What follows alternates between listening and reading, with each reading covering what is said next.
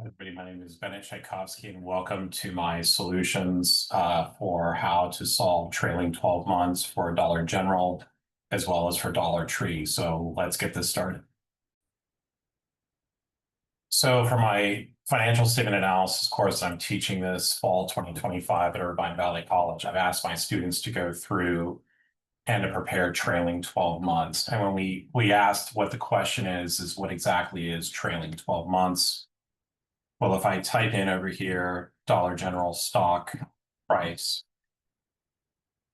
and I'm going to look this up on Yahoo, and this is part of the reason why, is that when I'm going ahead and basically like looking down here, you look at this number here, which is earnings per share, and it says TTM. Why is this value so important to us? TTM basically means trailing 12 months. When one of the more important parts of a financial statement that kind of oftentimes go overlooked, but it's really the connection to the outside world of the stock price, really the correlation between the earnings of the company and stock price, is that if I come over here and I basically say, take a look at the Form 10K, I come over here to my financial statements. I'm looking at the consolidated statements of income.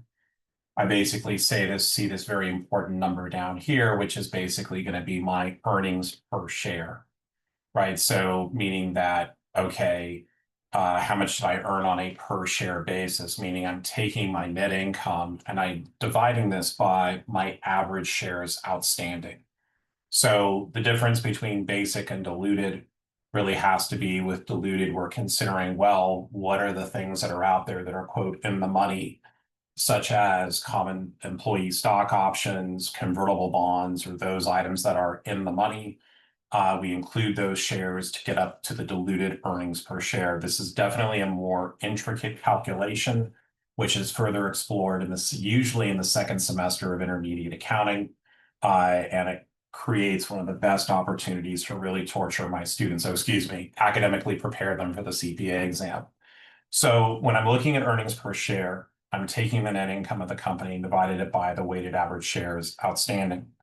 Then what I'm going through and doing is I'm basically taking that and dividing it into the price per share. And this is basically coming up with basically my price to earnings ratio, meaning that I'm basically taking the stock price, dividing it by the earnings per share for the trailing 12 months. And this is telling me, well, what is that? Why is this number so important? Is when we see this stock price, it is essentially, well, it's right now price. It's going to take us 19 years to earn back that net income. If I look at other companies, such as Tesla has a price to earnings ratio of 245. What does that mean? It's going to take under the current earnings structure, 245 years to earn back the share price of Tesla. If I compare this over here to say Ford has a price to earnings ratio of 11. So it's basically, we use this to determine how over or underpriced a typical share price is.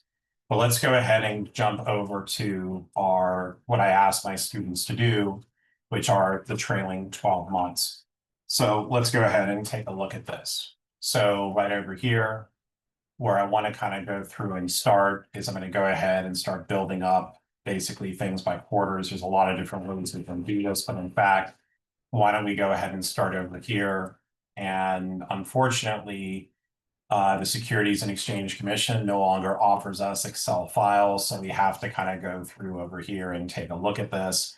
I have other videos that are out there that are kind of like, can hopefully better show you essentially how to basically do what I'm doing seemingly very quickly.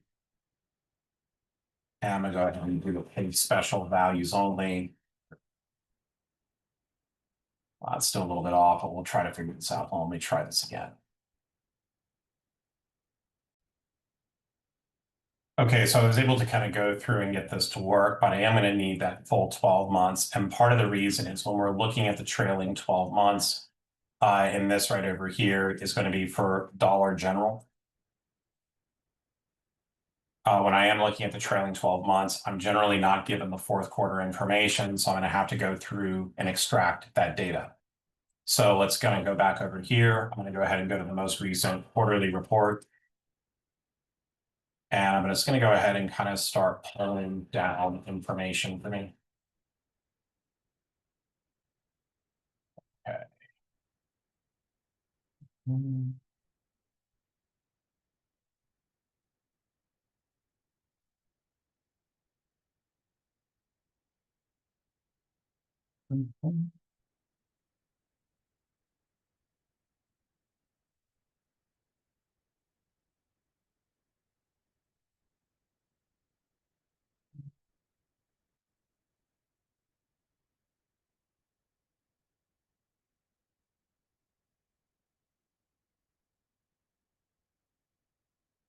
I'm going to go ahead and go to the first quarter.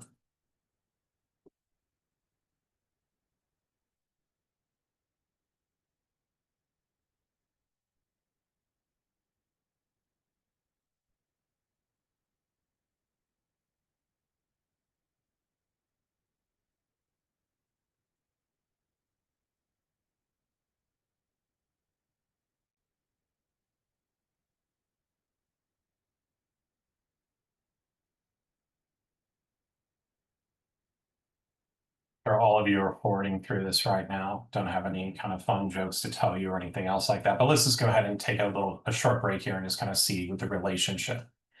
So here we've got the 3 months ended May 2nd, 2025. And many of you may be asking, well, why isn't it December 31st year end? Because if we're dealing with retailers, generally for retailers, you're going to basically be using a January 31st or February 2nd, because that's when returns are made after the holiday season. So when I look at this here, this is the 3 months ended May 2nd, and this is the 3 months ended August 1st. If I add up these two numbers here, it should equal the 6 months ended.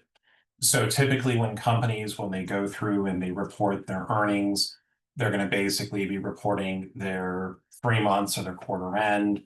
Then they're going to be reporting for their second quarter, 3 and 6 months ended.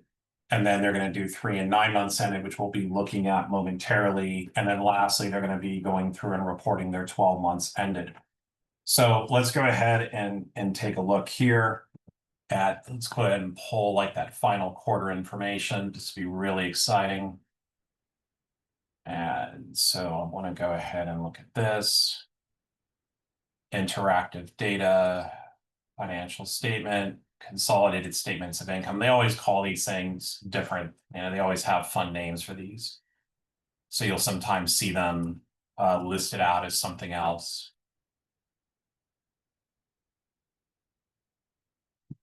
I'm going to try to basically make these line up wherever I possibly can. And when I'm looking at this, this is like a little bit off. So we've got sales, cost of goods sold, gross profit, SG&A, operating profit, interest expense. Oh, there's this other income expense. So what I might just go ahead and do, it doesn't really matter, but I would probably sometimes, if this period really wasn't relevant, which it really isn't to us, I'm just going to go ahead and get rid of this because I don't need that period end. So I'm just going to go ahead and move this up here.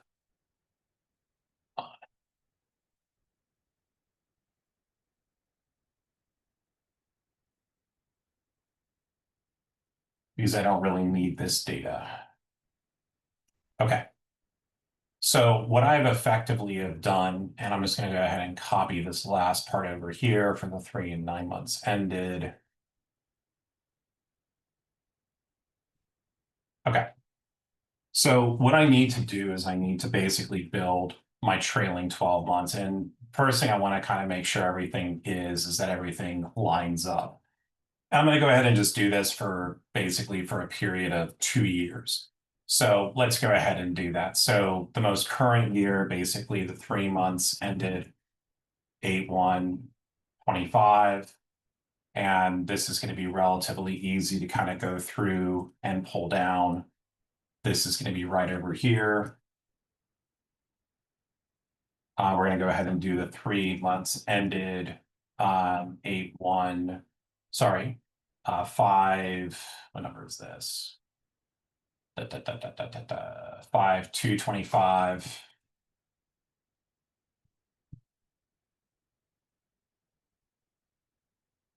So I'm going to go ahead and pull this right over here, 3 months ended 5/2/25. And while I'm doing this, I might as well go ahead and construct. I'm not sure if I asked you to do this or not, but we can also go through and do the prior period.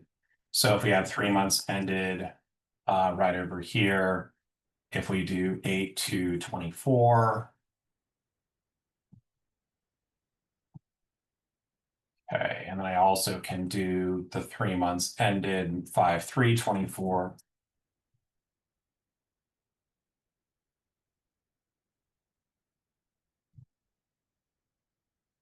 Okay. Now, the last, for in terms of my quarters, right? So this is really when we're doing trailing 12 months, this is the most recent. We'll call this fourth quarter. You don't have to do this if you're in my class. Again, I'm just doing this to kind of go through so you know where I'm getting my numbers from. Most recent, or we'll call this 4Q trailing 12 months, third quarter trailing 12 months. And my first quarter trailing 12 months is essentially going to be my prior year, this right over here, the 3 months ended 11/1/24. So I'm going to go ahead and pull this over here.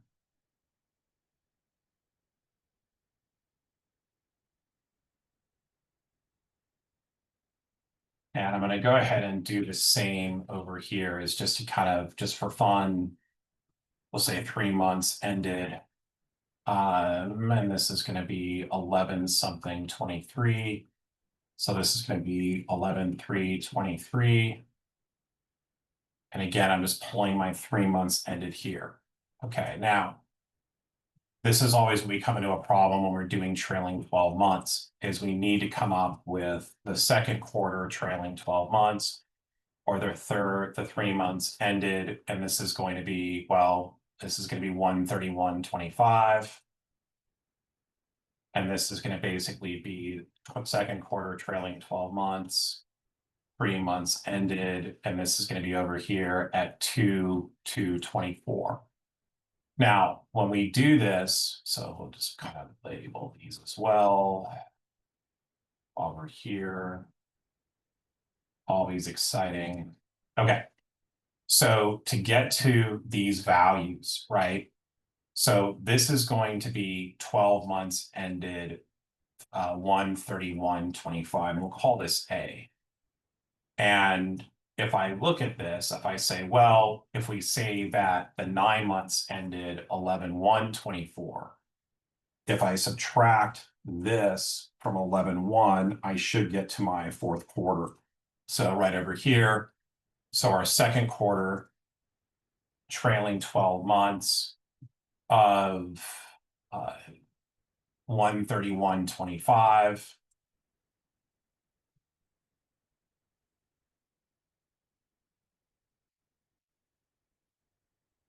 is going to be right over here.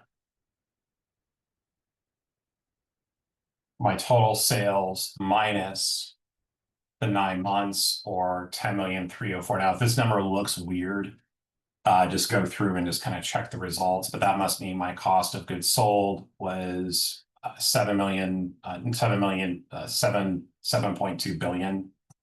My gross profit was here. Just to make sure I'm kind of on the right path, I can subtract these numbers out and see if these are right. They seem to be on the right path. SG&A, operating profit, interest expense, net income, or income tax expense, and then net income. I'm going to leave the earnings per share amount alone for the moment. So I'll show you how we're going to go through and compute that a little bit later.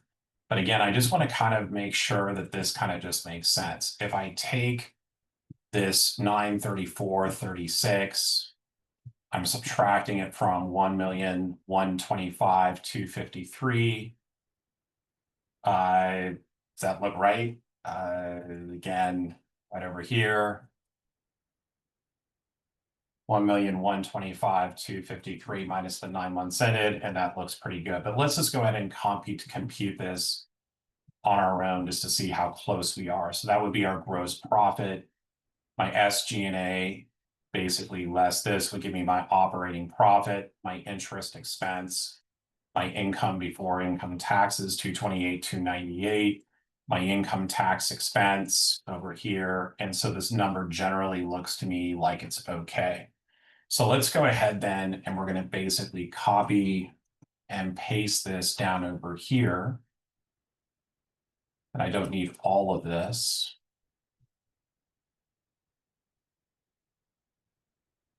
And I just screwed that up. So I want to go basically copy, paste special values only. And there we go. Okay. So let's go ahead and do it for the prior period.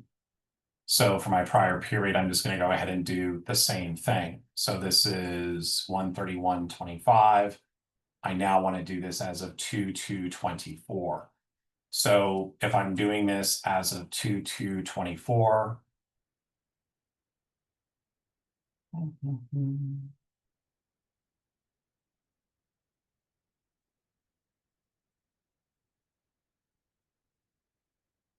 I got that right.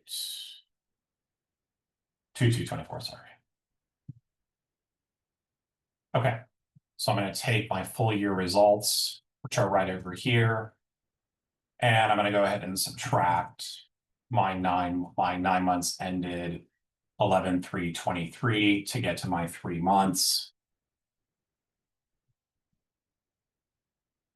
Again, just kind of testing out the values. That looks good. That looks good. That looks good. And there we go. Okay, so when I go ahead and look at this over here, so I'm going to do a copy and paste special. And the one thing you're hopefully realizing as you're watching these videos is taking Microsoft Excel or getting familiar with spreadsheets is absolutely critical for your success in not only accounting, but also in business. You want to make sure that you're going through and doing that. Okay, so now we can get over here to our total trailing 12 months. So I'm going to go ahead and add up these amounts right over here. I'm going to get 41 billion, 29 billion 92, and then just to kind of check my work, I'm going to go ahead and subtract these. That looks like it's on the right track. So I'm basically adding all these up, but at the same time, just to kind of verify the results, I want to basically kind of try to double check my work as I'm going through. And the way we can do that is right over here, is we say, okay, that's our gross profit. So our gross profit minus our SG&A is going to give us our operating income. Our operating income minus my interest expense net is going to give us our net income before income taxes. And then over here, this minus our income tax expense gets us to our net income.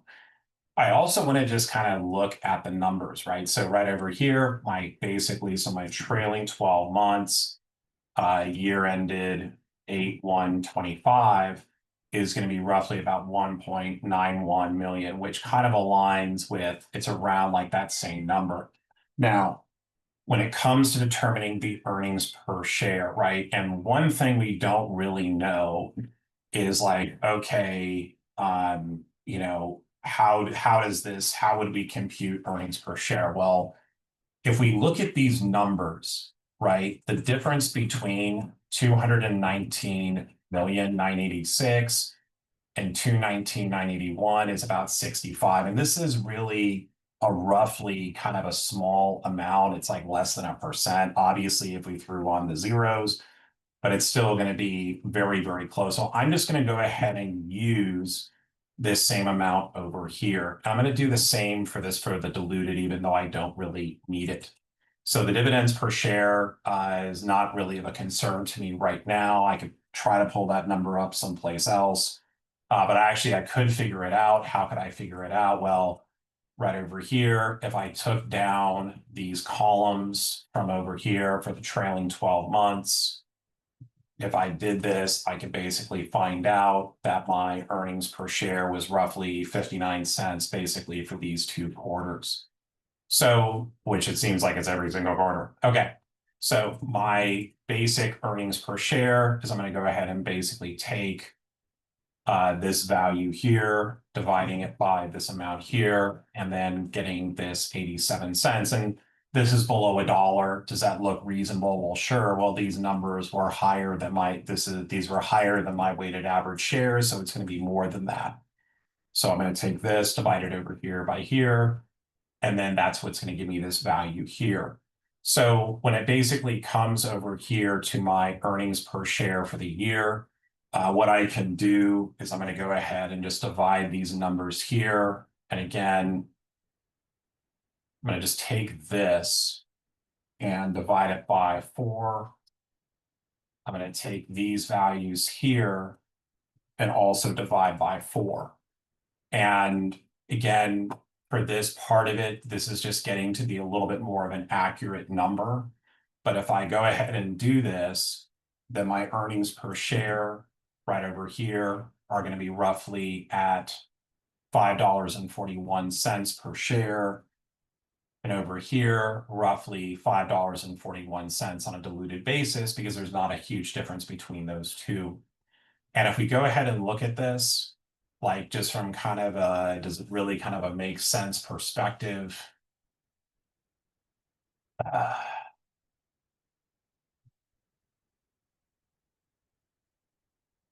Okay, so why is this higher? Interesting. Why is my income higher? Okay. Hold on just a moment.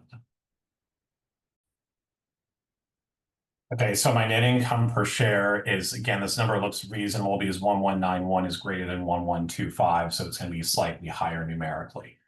So if I was to go through and do the same thing, I don't think I asked you to do this, but we're just going to go ahead and do this anyways. Trailing 12 months, year ended 8/2/24. I'm going to go ahead and basically add up these guys here, checking my work, checking my work, and there we go. Okay, so over here, and again, I'm going to kind of do the same thing. I'm just going to pick up the earnings per share over here. And when I go ahead and look at this for Dollar General, we basically came up with right over here for 2/2/24, $1.83 and $1.82.